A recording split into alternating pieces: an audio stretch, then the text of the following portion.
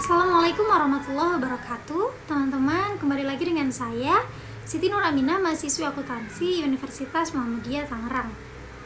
Jadi teman-teman, pada kesempatan kali ini saya akan menjelaskan tentang teori-teori akuntansi. Salah satunya adalah pecking order theory. Jadi teman-teman, berlawanan dengan trade-off theory, pecking order theory menganggap bahwa tidak ada tingkat kesulitan yang optimal, tetapi kas memiliki peran sebagai penyangga antara laba ditahan dan kebutuhan investasi.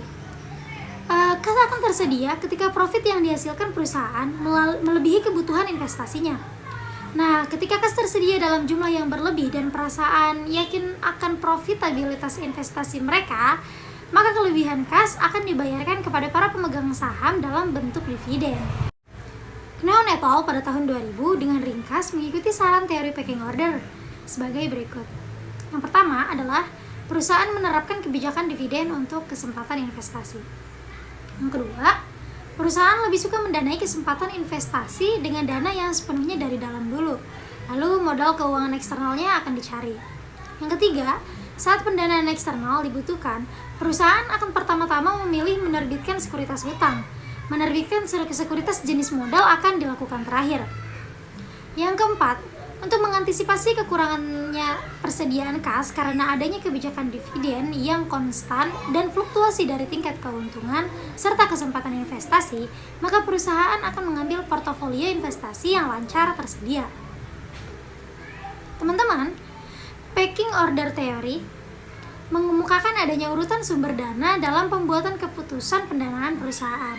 Berdasarkan teori ini, ketika perusahaan membutuhkan dana untuk keperluan pembiayaan investasi, seharusnya perusahaan memiliki kesempatan investasi dengan dana internal terlebih dahulu. Jika keperluan untuk investasi tidak bisa didapat dari pendanaan internal, maka perusahaan akan menggunakan pendekatan eksternal dari hutang. Nah, sebagai sumber pendanaan yang kedua dan ekuitas sebagai sumber pendanaan yang terakhir. Teori ini membuat perusahaan tidak mempunyai target kas yang optimal, sehingga perusahaan akan cenderung menyimpan hasil kas, sisa kasnya dari hasil kegiatan operasionalnya. Hal ini diungkapkan oleh Jingkar pada tahun 2013.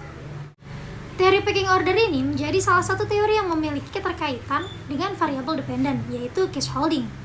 Jadi, dalam penelitian ini, pecking order menjelaskan faktor penentu dalam menahan kas, yang berkesimpulan bahwa tidak ada tingkat kas optimal, melainkan kas berperan sebagai penyangga laba ditahan dan untuk kebutuhan investasi.